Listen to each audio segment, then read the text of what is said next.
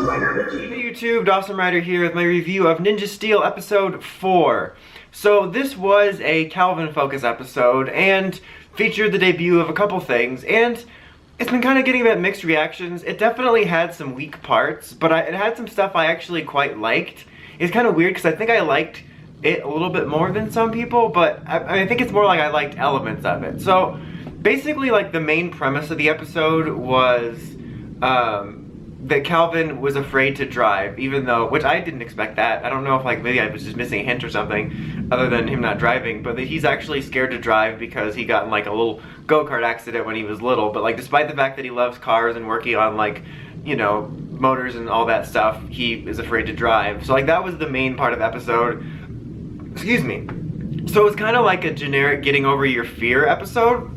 But to be honest, even though it's kind of weird, I think that in general this sort of quote-unquote message of the week was a little bit more relatable or normal, and the potential to be less, handholdy is not the right word, but less preachy, I guess, of a moral than the one with Preston where it was like, don't use it for your personal gain, because that type of thing is a real thing. Like, I was in a car accident a few years ago, and it was like a good month before I felt really comfortable driving again, especially since before I got a new car, I had to use my mom's car when I had to drive, and it was a minivan, and that's a whole other thing, but like, it just wasn't comfortable. So like, that was actually kind of a relatable thing, you know. His was a bit different. I mean, mine was after I learned how to drive, but still, I just think in general the message of like being, or the storyline of being apprehensive about something and then, you know, trying to find the courage to, you know, go through with doing it again was more, it just felt like it could be less preachy, I guess is what I'm trying to say, than the whole don't use it for your own personal gain.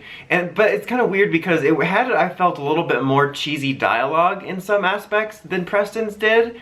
But then I also felt they handled it better with, the Prism was an instigator again, in terms of, like, it showed him the visions of the bike, of showing that it believes in him or whatever. But I thought they actually did a good job of reinforcing it with his relationship with Haley, which I actually think is a really neat element of this series, and I think the chemistry between the characters and the actors is really well done. It feels natural.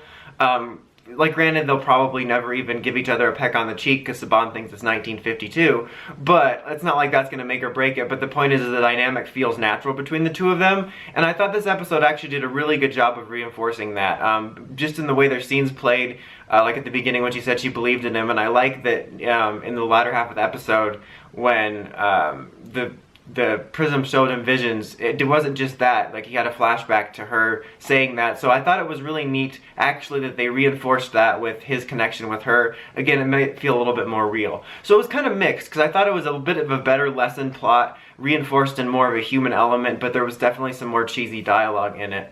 But the thing I did think it was cool about this episode, besides that stuff I mentioned, was that we're actually getting, for the first time in a while, a US-made bike. Like, we used to do this quite a lot from, like, I think it was earlier, because like we used to get stuff like the Wild Force Rider and stuff. I think the Wild Force cycles were all new too, all based off Silvers. I don't know, but since like roughly a little bit before the Disney era, or like when it started, we would get like the bikes that all the Rangers would have. Sometimes we'd have like standalone ones in Saban, like Trans Armor cycles and stuff, but bottom line is we used to do a lot in PR, and especially in the Disney era. I highlight it because we used to have really cool, or at least I thought were really cool, fight scenes with like a lot of acrobatics and using the bikes and shooting lasers, and it was really cool. And I really liked that we got to take some of our unique American creations from the toys and put them into the show. And we haven't done that quite as much in a while. We've mainly been doing it for the cockpit modes, and we haven't done any cycles or anything like that. So I was really surprised that we actually did end up using it, and I was also pleasantly surprised that it was like Preston's episode that debuted it, and then he was the first one to get to use it, because he's usually red. So I was pleasantly surprised by that. It's a whole unique creation with the star and everything, and I really do dig the design of the cycle. So I'm really happy about that, and I'm happy about the way they went about it. At the end, Mick did give them all stars. I think it would be neat if that meant that they could use multiple bikes at the same time, but I kind of doubt it, because I felt like the reason they stopped doing it in the first place was because of budget.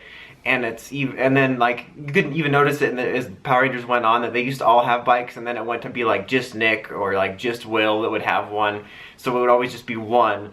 So, but I think it would be cool if like we got multiple bikes being used. I mean, maybe if it's not even all 5, like you could just have a couple, like have like Preston and Sarah go off and have an awesome bike fight scene while the others do something else. But it could very well just be summoning one at a time, because, you know, after all the Dino Charge Rangers had chargers and stuff.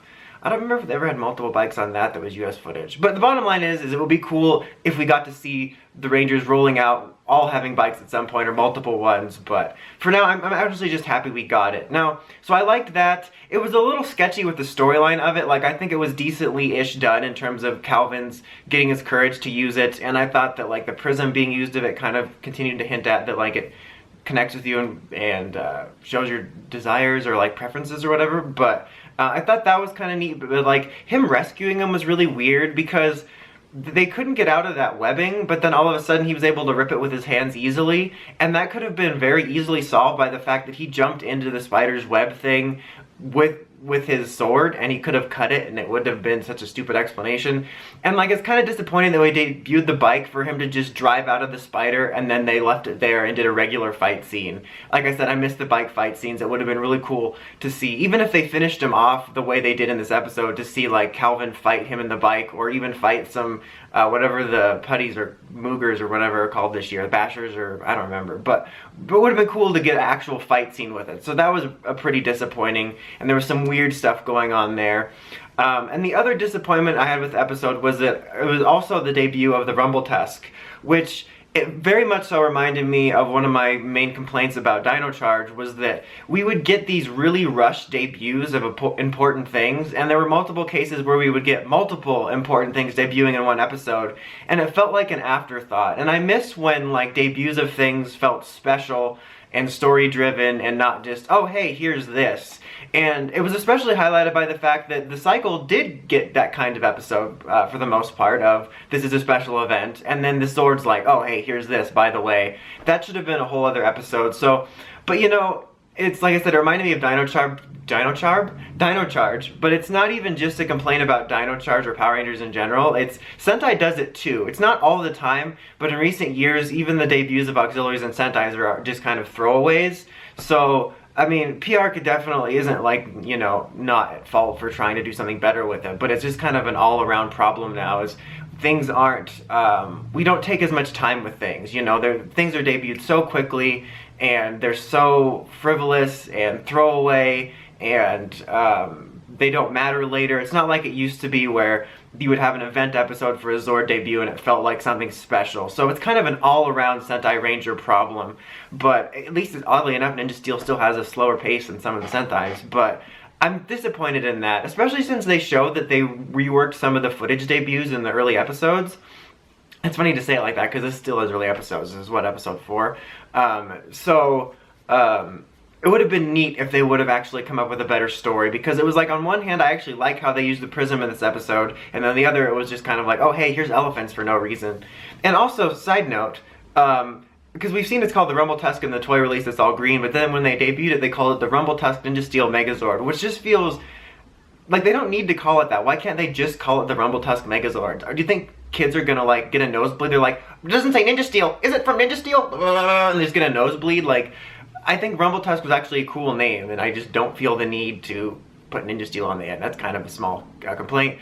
2 other quick things. One, they did get a really cool Rumble Tusk cockpit, just like we saw with the Dragon mode last week, which is really cool. So I'm looking forward to seeing the ones for Astro and Surfer and whatever Gold ends up looking like. So that'll be cool. I think those are neat. Monty and Victor continue to be the worst part of the show. I really don't like them at all. This whole episode resolved around a giant fart joke, and I just hated it. I don't like them at all. I at least wish, like, my number 1 wish, don't be on the show. Number 2 was make their humor funnier. Number 3, at least you don't have to have them in every episode. Sometimes shows have episodes where they don't have a main cast member to make room for other story.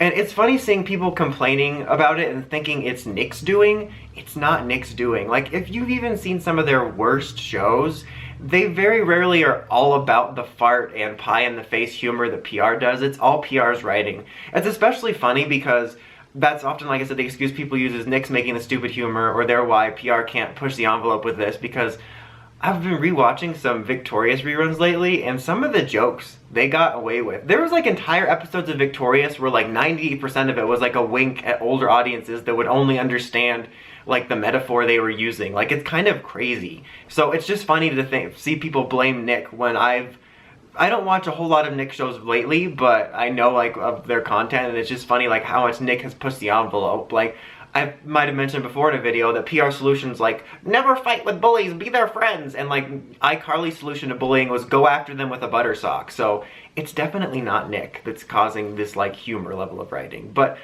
that's pretty much the worst part of the show for me is Victor and Monty. Did I say Victor and Preston at one point? I don't know, but Victor and Monty's bottom line, the worst. But anyway, I thought this episode was okay-ish. I'd probably give it a 6.5. I think it definitely had some messy parts. I was really disappointed that we shoehorned Rumble Tusk in it, but it also had some neat-ish elements I liked. But yeah, it was kind of a mixed bag. But anyway, that's about it. Until next time, make sure to release the podcast at writersrangerambles.com, and of course, don't forget to like, comment, subscribe. Until next time, Dawson Ryder, signing out.